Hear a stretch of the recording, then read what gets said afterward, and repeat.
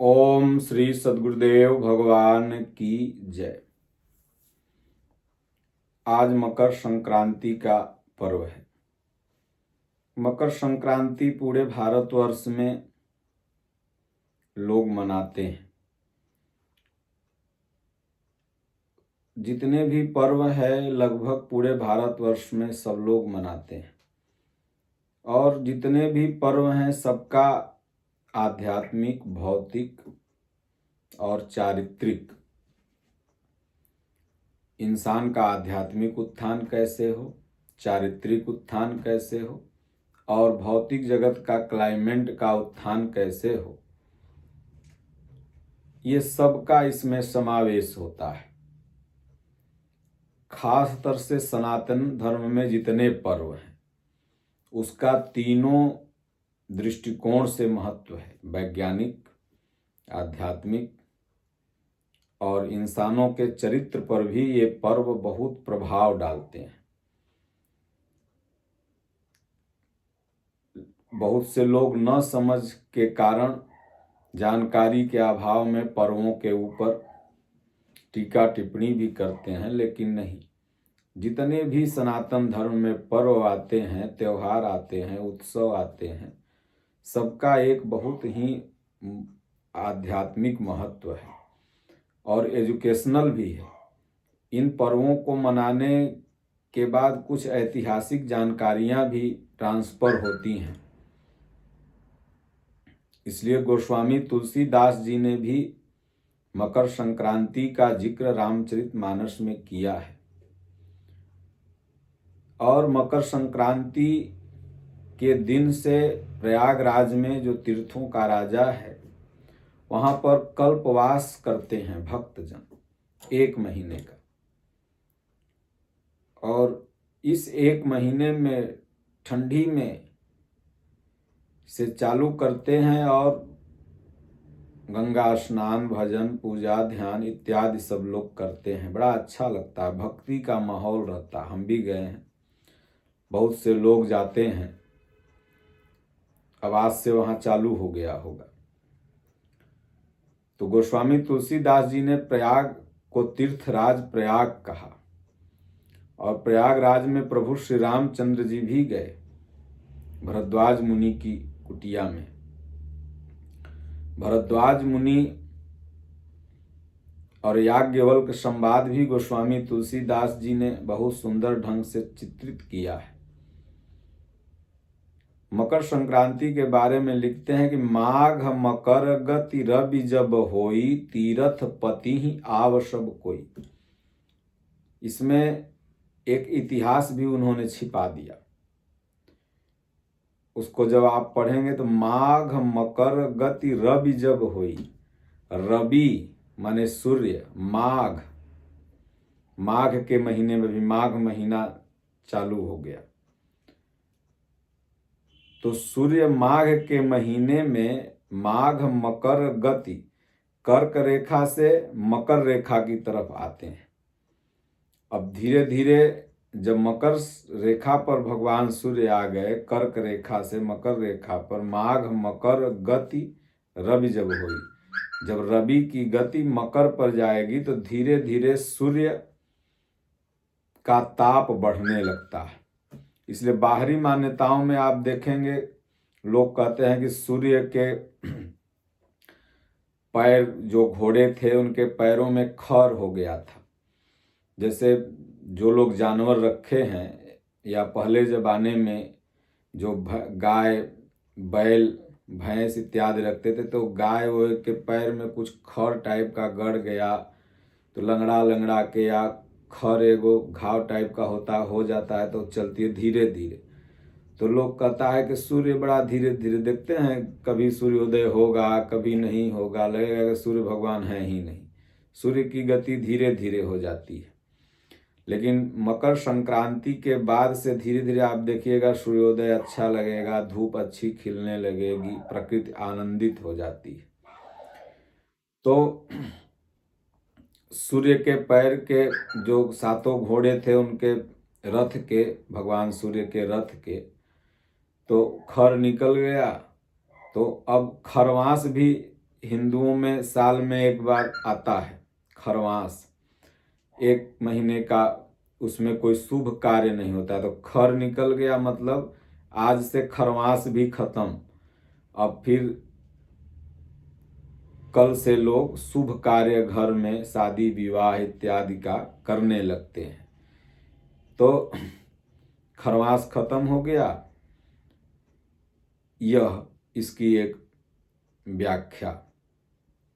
लेकिन इसका मूल पर्पज भगवान सूर्य ज्ञान के प्रतीक हैं और वास्तविक ज्ञान है परमात्मा का दर्शन। आध्यात्म ज्ञान नित्यत्वम तत्व ज्ञानार्थ दर्शनम एतज ज्ञानमिति प्रोक्तम अज्ञानम यदतोन्यथा। आत्मा के आधिपत्य में जो चलाए वह ज्ञान है, बाकी संसार में अज्ञान है सब। तो साधक सेवा भजन से धीरे धीरे उसके अंदर, पहले गीता में भगवान ने कहा कि क्षीण प्रकाश है, धीरे धीरे प्रकाश बढ़ते चला गया। अभी भक्ति भजन में कम मन लग रहा है, लेकिन धीरे धीरे धीरे जब प्रकाश बढ़ते रहेगा, मैं कर रहा हूँ ऐसी भावना है। लेकिन जब ज्ञान आता है तो लगता है कि मैं कुछ नहीं कर रहा हूँ, जो कर रहे हैं प्रभु कर रहे हैं। आपन तेज सम्हारे व्यापै, तीनों लोक हाथ से कापै। तो इसलिए हे भगवान, जो कर रहे हो सो सब आप कर रहे हो।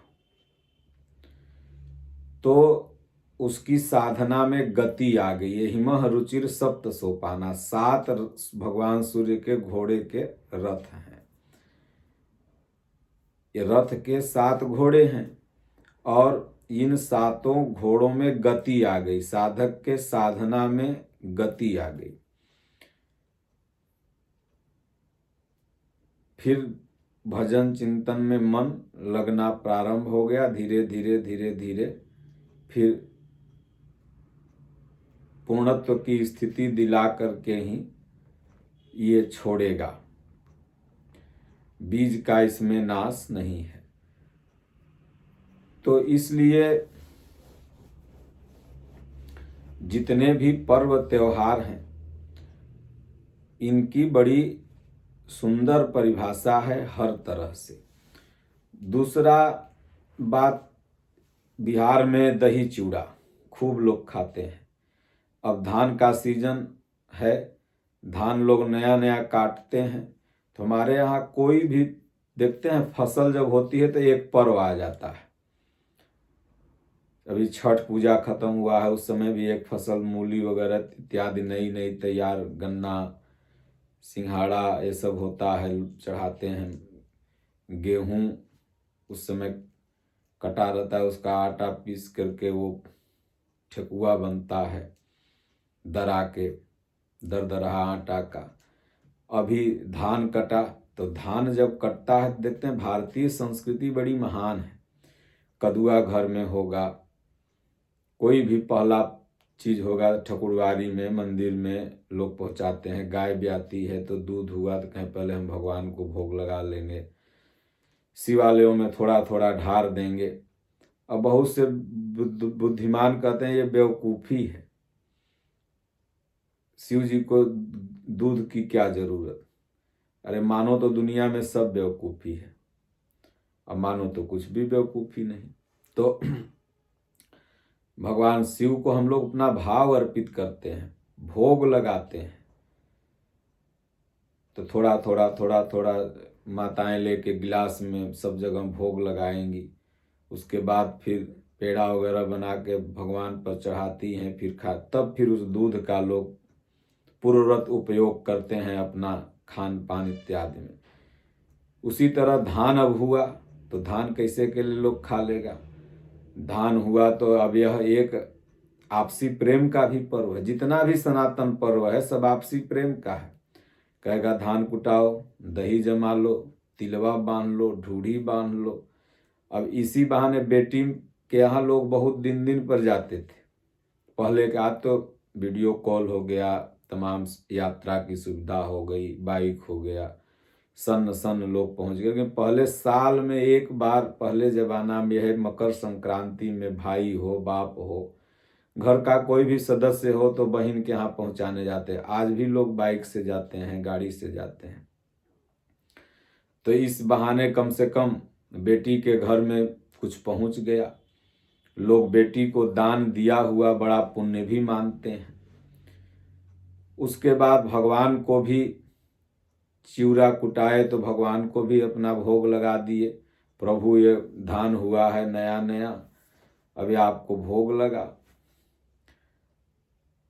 अब दही इस मौसम में भर ठंडा लोग दही वही नहीं खाता है, कोई को खांसी आने लगता है, कोई को कुछ, कोई को कुछ। लेकिन अब मौसम क्या हुआ, गरम धीरे धीरे आने लगा था। आज से लोग दही खाना भी प्रारंभ कर देते हैं, क्योंकि भोजन में दही, बिहार में तो लोग कहते हैं दही बिना कुछ हो नहीं सही। तो आज से दही चालू कर दिए खाना। भुर्रा गुड़ जो होता है ये देसी, ये स्वास्थ्य के लिए बहुत लाभदायक है। आयरन इसमें होता है बहुत खूब मात्रा में। उसके बाद शाम में लोग खिचड़ी बनाते हैं। उत्तर प्रदेश में तो दूध, चिवड़ा, तिलवा, ढूंढी, ढूंढा और क्या नाम है, शाम में या दोपहर में खिचड़ी जरूर बनेगी, मटर वगैरह, गोभी वगैरह सब डाल के। अब बिहार में सब्जी, चिवड़ा, दही, और अगर शनिवार दिन रहा तो लोग खिचड़ी यहाँ खाएंगे या नहीं तो नहीं खाएंगे, या किसी किसी घर में बन भी जाता है। तो ये पर्व देखिए कितना सांस्कृतिक है। ये आध्यात्मिक संदेश भी दिया। ये ग्रह नक्षत्रों के ट्रांसफर के बारे में भी हमें आपको बताया। उसके बाद भोजन के बारे में भी, नए नए जो प्रकृति हमको उपहार देती है इसके बारे में भी खाना सिखलाया। पाश्चात्य सभ्यता जब से आई तब से नॉन वेज, फलना, आउमीन, चाउमीन, अर्गर, बर्गर, इस सब का क्या जोड़ देगा। आपका स्वास्थ्य भी उससे खराब होता है, संस्कार भी गिरता है, आयु भी घटता है, विचार भी गड़बड़ होता है। इसलिए ये तमाम पर्व खाने पीने पर भी आपको बताते हैं क्या खाना चाहिए, क्या नहीं खाना चाहिए। तो माघ मकर गति रवि जब होई, तीरथ पति ही आवश्यक कोई। जब मकर मैं कर रहा हूं, जब मैं था तब हरि नहीं, अब हरि है मैं नाही। तो मकर मैं नहीं कर रहा हूं प्रभु, आप कर रहे हो। गीता में भगवान ने कहा अर्जुन अपने आप को अकर्ता मान, कर्ता मैं हूं, निमित्तम मात्र भव भव्य साचिम। जिस दिन तुम अपने आप को अकर्ता मान लेगा उस दिन युद्ध जीत जाएगा। और जब जब अर्जुन अपने आप को कर्ता माना है तब तब युद्ध हारने के परिणाम में आ गया। और जब भगवान कृष्ण को कर्ता मान लिया तो भगवान उसको फिर बढ़ा दिए आगे ठोक ठठा करके। कहा कल अगर जयद्रथ को नहीं मार लूंगा भगवान तो चितारोहण कर लूंगा। अब यहाँ पर वो अपने आप को कर्ता मान लेता है। भगवान के अच्छा मान लो, सूर्यास्त होने से पहले चितारोहण कर लूंगा। अब शकुनिया कहा जल्दी से जयद्रथ को दूर कर दो, इतना दूर कि इसको पहुंचते पहुंचते शाम हो जाए। सारी सेना अर्जुन की तरफ लगाओ, चारों भाइयों को छोड़ो, ये मरा तो चारों अपने मर जाएंगे। भगवान के आज घोड़ा तो पियासल है तो घोड़ा थक गया तो तेल लगाओ तो पानी करो। अर्जुन कहा कि आज घोड़ा के तोरे थके के रहल, लगता है जान मरवा दीजिएगा। अंदर से जब हताश हो गया तब भगवान ने कहा अच्छा ठीक, अब मैं अपनी योजना करता हूँ। बदरी छा गई, जयद्रथ सामने खड़ा हो गया। भगवान ने कहा देखो वो रहा सूर्य और वो रहा जयद्रथ, मार ससुरा भागे न पावे। तब कहा प्रभु करता धरता तो आप हैं, मैं थोड़ी हूं। तो इसलिए मकर माघ मकर गति रवि जब होई, तीरथ पति ही आवश्यक कोई।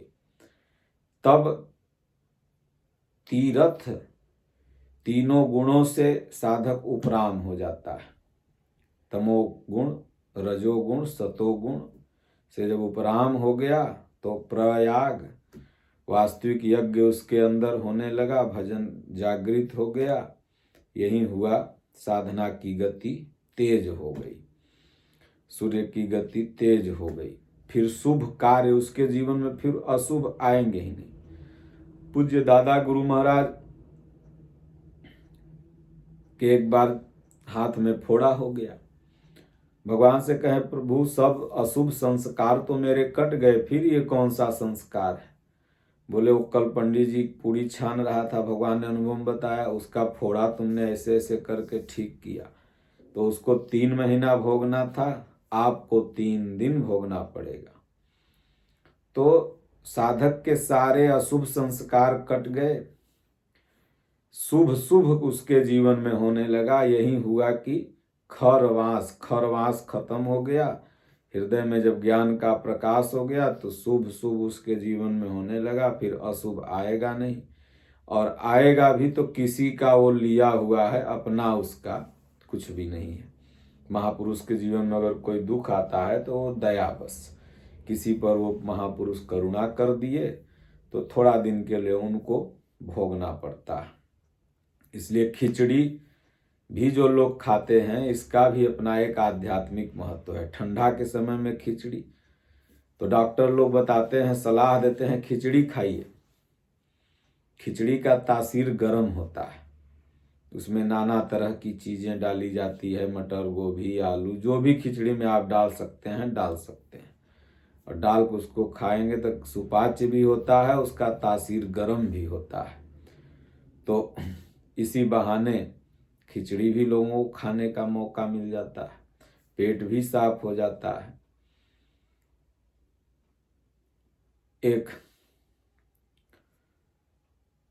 इसलिए जितने भी तीर्थ हैं, जितने भी पर्व हैं, त्योहार हैं, सबका एक अपना आध्यात्मिक महत्व है।